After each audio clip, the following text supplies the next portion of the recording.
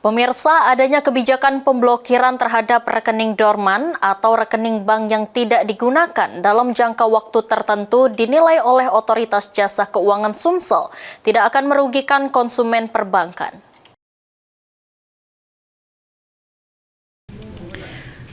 Menanggapi adanya kebijakan pemblokiran rekening dorman atau rekening bank yang tidak digunakan transaksi dalam jangka waktu tertentu, yang dilakukan oleh Pusat Pelaporan dan Analisis Transaksi Keuangan atau PPATK, sebagai upaya melindungi rekening dari potensi penyelewengan dan kejahatan seperti penipuan dan pencucian uang.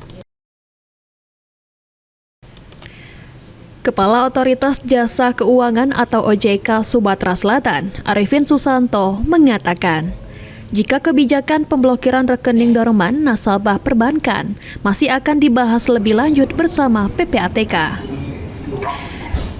Kendati demikian, menurut Arifin, kebijakan pemblokiran rekening dorman nasabah yang dilakukan oleh PPATK dinilai tidak akan merugikan konsumen perbankan.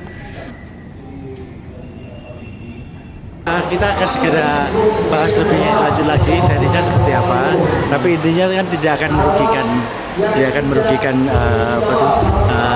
konsumen ya, karena itu kan kebijakan dari PPATK ya. Nanti untuk teknisnya nanti kita akan jelaskan pada masyarakat biar kita masih tiktokan dengan teknisnya nanti seperti apa.